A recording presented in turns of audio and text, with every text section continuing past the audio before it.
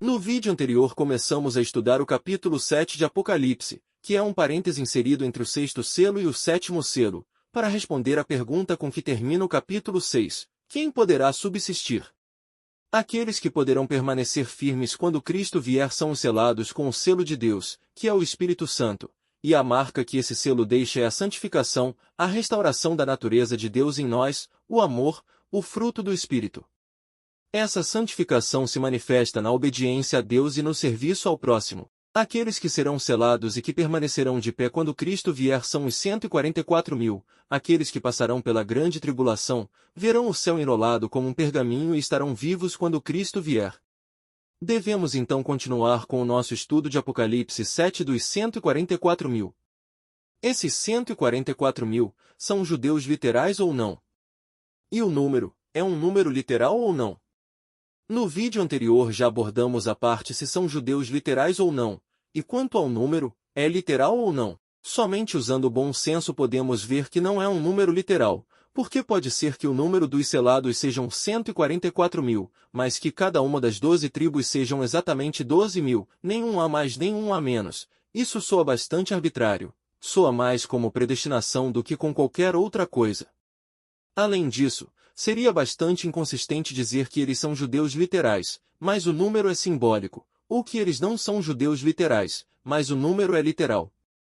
Isso parece bastante arbitrário e confortável para mim e não acho que seja assim que Deus trabalha. Ou ambas as coisas são literais ou ambas as coisas são simbólicas. Além disso, José é contado entre as tribos, assim como seu filho Manassés é contado, então você está basicamente contando a mesma tribo duas vezes. Além disso, as tribos mencionadas implicam que existe simbolismo. Se fosse literal, a menção de José já inclui Efraim e Manassés, portanto não seria necessário mencioná-los, mas Manassés é mencionado, enquanto Efraim é substituído por seu pai José. Por que Efraim está excluído? Porque na Bíblia Efraim tornou-se um símbolo de apostasia. Algo semelhante acontece com Dan, que também é excluído desta lista e o lugar de Dan é ocupado pela tribo de Levi. Também há algo curto na numerologia desta parte da Bíblia, 144 é 12 vezes 12. 12 são as tribos e 12 são os apóstolos. Não sou um grande amante da numerologia, mas entendo que ela nos diz que não estamos falando de algo literal, mas sim de algo simbólico. Onde encontramos o número 12? Em João 11 verso 9, respondeu Jesus, o dia não tem 12 horas? Quem caminha de dia não tropeça, porque vê a luz deste mundo. É claro que Jesus está falando sobre a parte diurna do dia. O dia propriamente dito tem 24 horas, as outras 12 horas constituem a noite. Essas 24 horas do dia equivalem a 1440 minutos, e dessas 24 horas de cada dia presume-se que a 10ª parte pertence a Deus, e que a 10ª parte são 144 minutos, ou seja, 2 horas e 24 minutos, que devemos reservar todos os dias para estar em comunhão com Deus. Daniel fazia isso 3 vezes ao dia, abria a janela e orava. O que quero enfatizar é que o número 144 está relacionado ao dízimo do tempo. Os adventistas do sétimo dia que acreditam e estudam o espírito de profecia, estarão familiarizados com a verdade de que a igreja será dizimada, algo que nunca é pregado em nenhuma outra igreja. Os primeiros sinais na terra e no céu anunciavam que o início do julgamento se aproximava, e que já chegava em 1844, quando terminaram as 2.300 tardes e manhãs. Esse julgamento começou com aqueles que já morreram, mas o julgamento começará em breve com aqueles que ainda estão vivos. Nenhum anjo virá literalmente com um selo de Deus para colocar uma marca literal em nossa testa. Tudo isso é um símbolo daquele momento em que começa o julgamento dos vivos. Entre todos aqueles que já devem ser cristãos, os 2,1 bilhões, será identificado um remanescente que não são cristãos apenas da boca para fora, mas que foram santificados pelo Espírito Santo. Esses são os que levam o selo de Deus. Esses são os 144.000, o dízimo entre os cristãos, aqueles que verdadeiramente obedecem a Deus, que serão os que poderão permanecer firmes quando Cristo vier. Os outros 90% estarão dizendo, Senhor, Senhor, não profetizamos em Teu nome, em Teu nome expulsamos demônios, e em Teu nome fizemos muitos milagres. E Jesus lhe responderá, Nunca te conheci, afasta-te de mim, malfeitor. Pois nem todo aquele que me chama de Senhor, Senhor entrará no reino dos céus, mas sim aquele que faz a vontade de meu Pai que está nos céus. Aliás, aquela palavra que em Mateus 7 verso 23, é traduzida aqui como malfeitor, e em outras versões como iniquidade, é a palavra grega anomia, que significa sem lei. Então, o que ele realmente diz? Nunca vos conheci, apartai-vos de mim, obreiros sem lei. Ele está falando diretamente a todos aqueles que dizem que os 10 mandamentos foram abolidos porque Cristo os pregou na cruz. Essa é outra passagem que analisaremos mais adiante. Deixo-vos apenas um princípio de interpretação bíblica: a Bíblia não se contradiz. Se a interpretação de uma parte da Bíblia contradiz algo claramente dito em outra parte da Bíblia, é porque a interpretação está incorreta. Apocalipse 7 verso 9 diz: Depois destas coisas olhei, e eis que vi um grande grupo, que ninguém podia contar, de todas as nações, e tribos, e povos, e línguas, que estavam diante do trono, na presença do Cordeiro, vestidos de vestes brancas, e com palmas nas mãos. Aqui aparece outro grupo. Alguns dizem que são os mesmos 144.000, outros dizem que não pode ser os 144.000, porque os 144.000 estão contados. Sim, os 144.000 são sim esse outro grupo, uma grande companhia que nenhum deles conseguiu contar. Mas se no final das contas o número 144.000 é um número simbólico e não literal, os 144.000 podem muito bem simbolizar uma grande companhia, a qual ninguém podia contar. A questão é quando diz que ninguém podia contá-la, isso inclui Deus ou Deus pode contá-la? Os 144.000 são os servos de Deus que estão selados. E quem determina quem é e quem não é servo de Deus? Não é Deus quem determina isso? E se Deus é quem determina isso e Deus pode contá-los, então o argumento de que são dois grupos diferentes porque um é contado e o outro não pode ser contado, não tem validade, especialmente se o número dado ao grupo que foi contado for um número simbólico. O dilema dos 144.000 e da grande multidão que ninguém podia contar, é o mesmo grupo ou não? Pode ser decifrado a partir do seguinte: João realmente viu os 144.000? A resposta é não. Ele ouviu o número dos selados, mas em nenhum lugar diz que viu os 144.000. Quando João olha, o que vê é um grande grupo que ninguém poderia contar. João não fala 144.000 porque os contou. Ele não os contou, apenas ouviu o número. Mas quando ele olhou, viu a grande multidão que ninguém conseguia contar. Isso não parece familiar? A aparente diferença entre o que João ouve e o que João vê não é a mesma coisa que aconteceu quando João ouviu falar de um leão, mas quando ele se virou e olhou, o que viu foi um cordeiro. Mas a diferença só é aparente, porque o cordeiro e o leão são a mesma pessoa. Pois, a mesma coisa acontece aqui. A diferença entre o que João ouve e o que João vê é apenas aparente. Os 144.000 e a grande multidão, que ninguém conseguia contar, formam o mesmo grupo.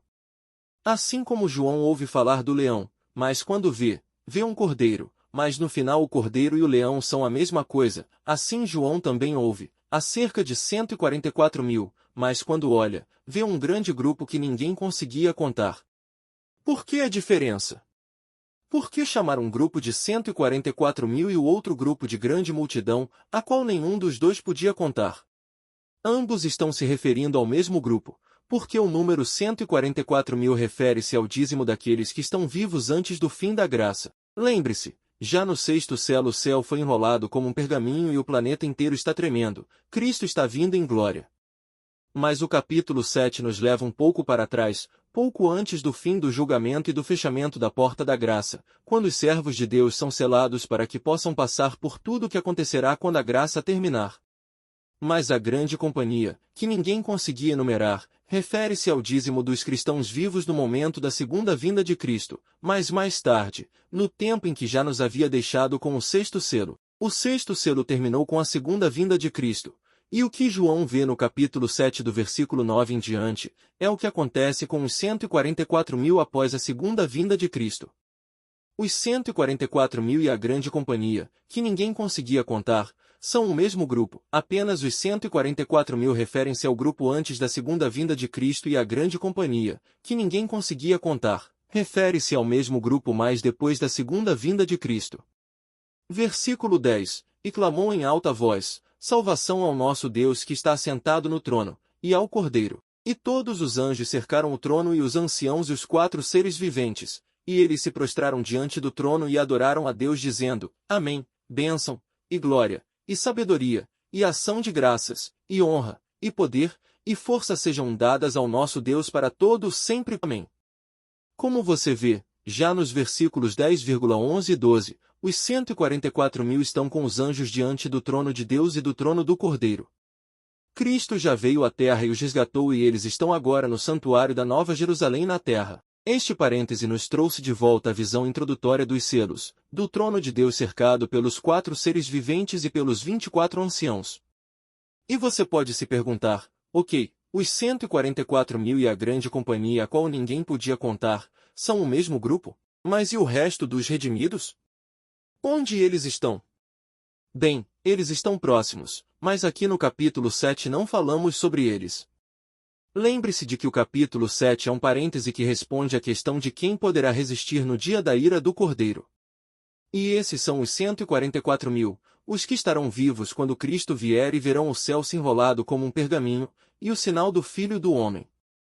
O restante dos redimidos será o resultado quando Cristo estiver visível no céu e falaremos sobre isso mais tarde. Mas este capítulo é dedicado única e exclusivamente àqueles que passarão pela grande tribulação e estarão de pé quando Cristo vier, que são 144.000. Na primeira parte desta segunda profecia onde vimos o Pai em seu trono, vimos que há uma série de louvores. Primeiro vimos os 4 seres viventes louvando o Pai dia e noite. Santo, Santo, Santo, é o Senhor Deus Todo-Poderoso que foi, que é, e que será. E quando aqueles seres viventes deram glória, honra e louvor àquele que estava sentado no trono e adoraram aquele que vivia para todo sempre, os 24 anciãos prostraram-se diante daquele que estava sentado no trono e adoraram aquele que vive para todo sempre e lançaram suas coroas diante do trono. Senhor e nosso Deus, Tu és digno de receber glória, honra e virtude porque criastes todas as coisas e por Tua vontade elas foram criadas. Este primeiro louvor representa o tempo anterior ao início da obra de Cristo como mediador. Então Cristo aparece naquela época e aparece diante do Pai e começa sua obra mediadora no santuário e pega o livro. E então os 24 anciãos juntamente com os 4 seres viventes louvam a Cristo dizendo, Tu és digno de pegar o livro e de abrir seus selos, porque fostes morto e os redimistes para Deus com teu sangue, de toda tribo e língua e povo e nação, e tu os fizestes para nosso Deus um reino de sacerdotes e reinarão sobre a terra. E mais tarde, quando o julgamento terminar e Cristo receber o reino, os 4 seres viventes e os 24 anciãos se juntarão a toda a hoste de anjos, e juntos louvarão a Cristo dizendo, ao Cordeiro que foi morto, que é digno de receber poder, riqueza, sabedoria e força, honra, glória e louvor. E finalmente, quando chegar a hora de executar a sentença final, que veremos mais tarde, ocorrerá após o milênio, todas as criaturas, mesmo aquelas que estão prestes a ser destruídas para sempre, reconhecerão que Deus é justo e digno de adoração, e louvarão a Cristo dizendo, ao Cordeiro será a bênção e a honra, e a glória, e o poder para todo sempre. E agora aqui no capítulo 7, dos versículos do 10 ao 12, vemos um cântico de louvor, um canto que nos leva ao tempo em que o pecado deixou de existir e será cantado no santuário já estabelecido na nova terra. Ali os 144.000 clamam em voz alta dizendo, Salvação ao nosso Deus, que está sentado no trono e ao Cordeiro. E todos os anjos ao redor do trono, os 24 anciãos e os 4 seres viventes, prostram-se diante do trono sobre seus rostos e adoram a Deus dizendo, Amém. Bênção e glória, e sabedoria, e ação de graças, e honra, e poder sejam para o nosso Deus para todo sempre. Amém. O caráter de Deus foi vindicado, o pecado deixou de existir e a harmonia foi restaurada no universo. Versículo 13. E um dos anciãos respondeu dizendo, Estes que estão vestidos com vestes brancas, quem são e de onde vieram? E eu lhe disse, Senhor, tu o sabes. E ele me disse que estes são aqueles que vieram da grande tribulação, e lavaram as suas vestes e as branquearam no sangue do Cordeiro. Portanto, eles estão diante do trono de Deus e o servem dia e noite no seu templo, e aquele que está sentado no trono estenderá sobre eles o seu pavilhão. Eles não terão mais fome nem sede, e o sol não cairá mais sobre eles, e não haverá mais calor porque o Cordeiro que está no meio do trono os pastoreará e os conduzirá às fontes vivas de água, e Deus enxugará de seus olhos toda lágrima.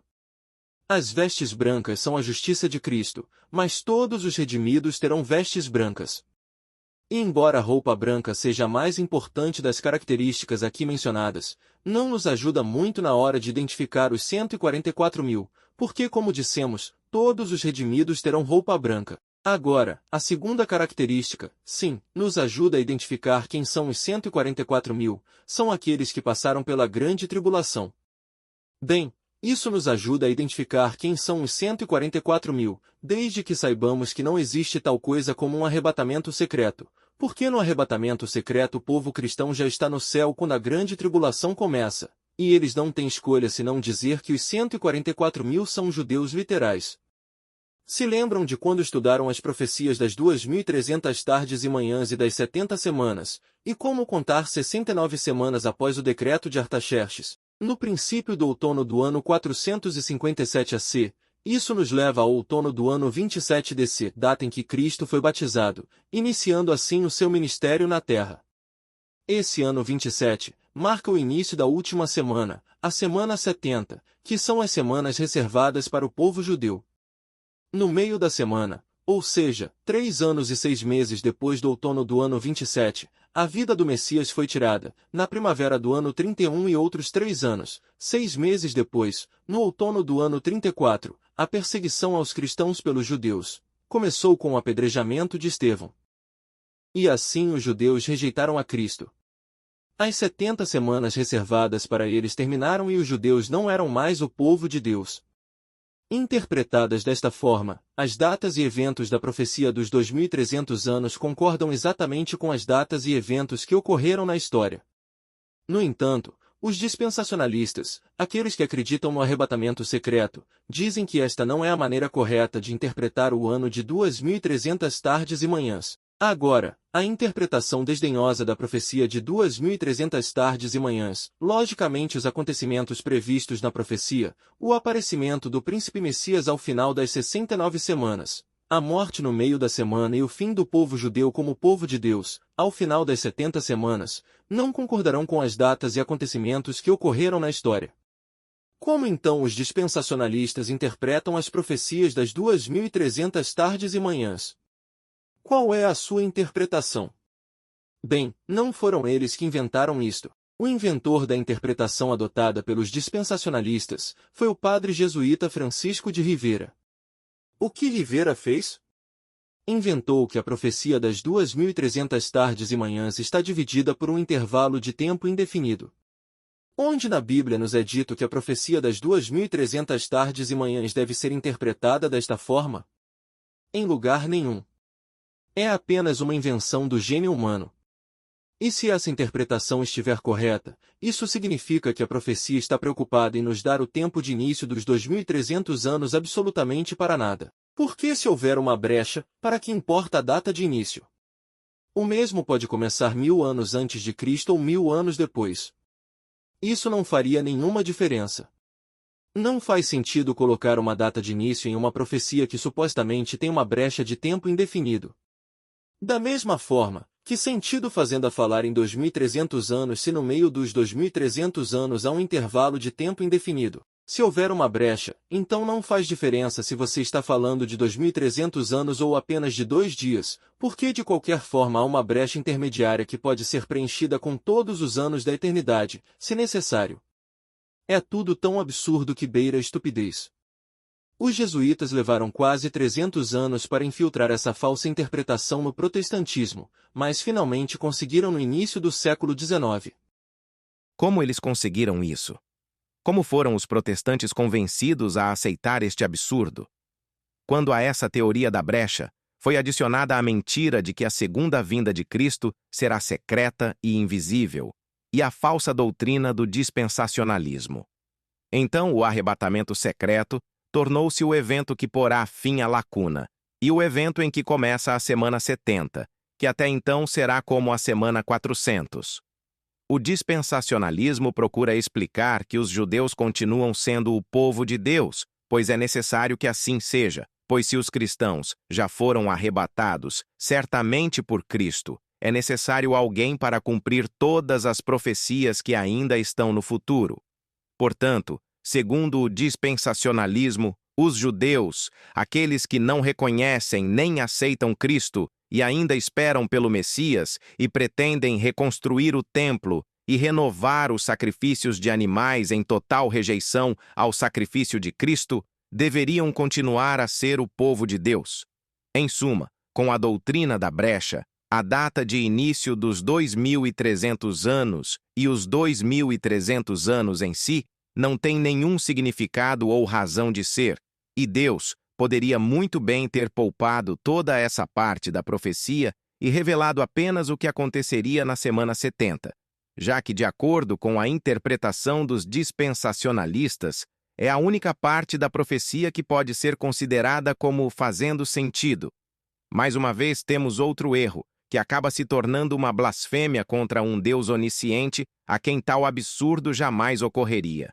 Você provavelmente está se perguntando, mas se a interpretação futurista das 70 semanas ainda está no futuro, como isso pode ser possível se o Messias já apareceu no ano 27 e morreu no ano 31? Como então conseguem harmonizar a sua interpretação da profecia com a história? Fácil. Eles simplesmente não fazem isso. O que fazem é inventar acontecimentos que, por ainda estarem no futuro, não são corroborados pela história. Segundo eles, quando Daniel 9, verso 25 fala do príncipe Messias, segundo eles, esse príncipe Messias não é Cristo, mas outro personagem não histórico, pois ainda não apareceu e ninguém sabe quem ele será. E uma vez que esse príncipe Messias não é Cristo, mas um personagem indefinido que aparecerá em um futuro indefinido, ele pode ser qualquer um e aparecer quando quiser. Então, se não for Cristo, quem é então o príncipe Messias de Daniel 9, 25? Nada mais e nada menos que o anticristo. Assim como você ouve. De acordo com a interpretação dos dispensacionalistas, que é a interpretação futurista, após o rapto secreto da igreja, surgirá o anticristo. E quando Daniel 9, 25 fala do príncipe Messias, ele não está se referindo a Cristo, mas ao anticristo que aparecerá após supostos arrebatamentos secretos. E ele é chamado de Messias, o príncipe, porque dizem que quando ele aparecer, os judeus os receberão como um Messias. Este suposto anticristo ajudará os judeus a reconstruir o templo e a dominar toda a região. E quando em Daniel 9 verso 27 diz que no meio da semana fará cessar o sacrifício, ele não está se referindo à morte de Cristo lá atrás no ano 31, mas sim 3 anos e meio após seu aparecimento. O anticristo revelará seu verdadeiro caráter e literalmente colocará um trono no templo literal, que ele terá construído em Jerusalém, e fingirá ser Deus. E aí começará a grande tribulação, na qual os judeus e todos aqueles que se opõem ao anticristo serão mortos, enquanto os cristãos já estarão se divertindo pacificamente no céu. E aqui na terra, como se não bastasse o anticristo, acontecerá a Terceira Guerra Mundial, e as 7 últimas pragas começam a cair. Então, onde está Cristo na profecia das 2.300 tardes e manhãs? Em lugar nenhum. A interpretação futurista empurra Cristo para fora da profecia e a transforma em uma história de ficção científica, onde o personagem principal é um anticristo imaginário que levará o mundo a uma terceira guerra mundial, por questões puramente políticas e econômicas. Temos mais de 30 vídeos explicando as profecias seguindo o método historicista, mas apenas nos falta um pequeno parágrafo para resumir a interpretação futurista. Tudo gira simplesmente em torno de um anticristo que conduzirá o mundo a uma terceira guerra mundial, por questões puramente políticas e econômicas. Isso é tudo o que a profecia interpretada pelos futuristas tem a nos dizer. Graças ao futurismo, estudar as profecias, que deveriam induzir as pessoas à consagração e ao aperfeiçoamento de caráter, perde o espírito e a razão de ser.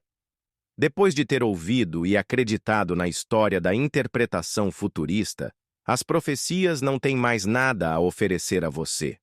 A consagração e o aperfeiçoamento de caráter não são mais uma meta para mais de 90% daqueles que se autodenominam cristãos, e de acordo com suas crenças dispensacionalistas, crer em Cristo é tudo o que é necessário para serem salvos.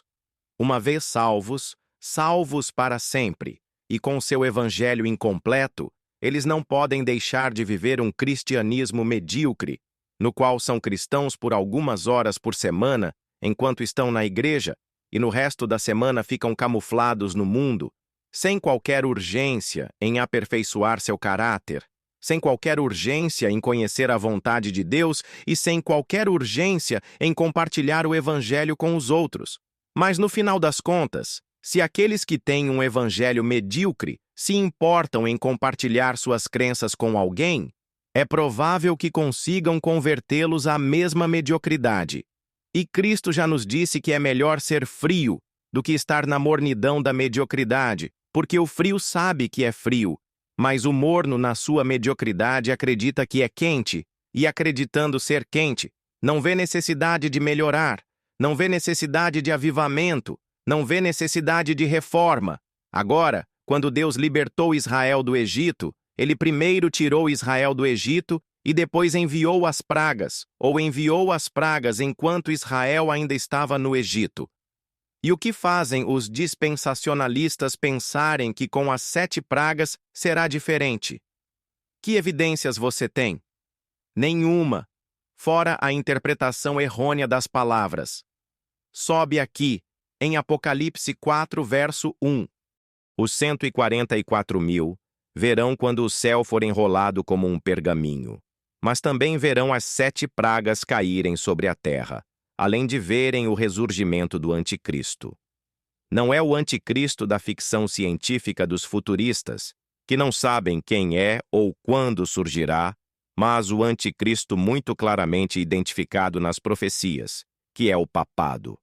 É por isso que são descritos como aqueles que vieram de uma grande tribulação.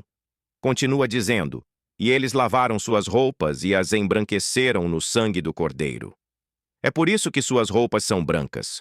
A brancura de suas roupas não é inata. Eles não são brancos pela autojustiça, mas também não foram justificados por osmose. Eles tiveram que lavar suas roupas. Esse símbolo implica que há algo que eles tiveram que fazer. Eles tiveram que parar de resistir ao Espírito Santo, reconhecer a sua situação, humilhar-se com oração e súplica e aceitar a vontade de Deus sem hesitação. Esta característica também não nos ajuda a identificar os 144.000, pois, como já dissemos, todos os redimidos estarão vestidos de branco, pois todos serão justificados pela justiça de Cristo. Não existem maneiras diferentes de alcançar a salvação, como ensinam os dispensacionalistas. Todos aqueles salvos desde Adão até o último salvo nascido serão salvos da mesma e única maneira pela qual podemos ser salvos, pela justiça de Cristo e pela santificação através do seu Espírito Santo. Esta passagem apresenta a justificação como algo pelo qual devemos trabalhar. Não é novo. Já vimos isso quando os membros da igreja Laodiceia são aconselhados a comprar ouro refinado no fogo. Há um trabalho a fazer. Para que as vestes sejam brancas, a justificação deve ser acompanhada pela santificação. E para ser santificado, é necessário que você não resista ao Espírito. Continua dizendo, é por isso que eles estão diante do trono de Deus e o servem dia e noite no seu templo. Isto pode parecer algo que também poderia ser aplicado a todos os redimidos, mas não é. Apenas 144.000 viverão pela eternidade na Nova Jerusalém. O restante dos redimidos viverá na Nova Jerusalém apenas durante o milênio, mas depois construirão casas e viverão no resto do planeta e entrarão na cidade apenas de mês em mês e de sábado em sábado. Mas esses são temas que veremos em vídeos futuros. E aquele que está sentado no trono estenderá sobre eles o seu pavilhão. Eles não terão mais fome nem sede, e o sol não cairá mais sobre eles, nem qualquer outro calor. Pois o Cordeiro que está no meio do trono os pastoreará e os conduzirá a fontes de águas vivas, e Deus enxugará de seus olhos toda lágrima. Isto também pode parecer algo que poderia muito bem se aplicar a todos os redimidos, mas não, são palavras dirigidas especificamente àqueles que passaram pela grande tribulação, que são aqueles que tiveram fome e sede e o sol os aqueceu. Porque quando ele fala do sol e do calor é uma referência à 4ª praga, em que o sol vai esquentar 7 vezes. Como já dissemos, os 144.000 estarão na terra quando caírem as 7 pragas. O parêntese que responde à pergunta que encerra o sexto selo termina aqui? Continuamos então com o selo que falta. Apocalipse 8, versículo 1. E quando ele abriu o sétimo selo, houve silêncio no céu por quase meia hora. Esta segunda visão do Apocalipse começou com uma visão do santuário celestial cheio de cânticos e louvores, mas termina com um céu silencioso. Por quê? Como terminou o sexto selo? O sexto selo terminou com a segunda vinda de Cristo. O sétimo selo simplesmente nos mostra o céu enquanto Cristo e seus anjos vêm à terra em busca dos redimidos. É um céu praticamente vazio, só o Pai fica ali à espera na porta, olhando para a estrada como um pai à espera do filho pródigo. Assim termina esta segunda visão do Apocalipse. Na primeira visão vimos Cristo entre os candelabros. Na segunda visão vimos Cristo diante da mesa dos pães, que é o trono do Pai. Onde supomos que devemos ver a Cristo na terceira visão? Já vimos o candelabro, vimos a mesa, que outro móvel nos falta? Veremos isso no próximo vídeo. Até o próximo vídeo e que Deus te abençoe.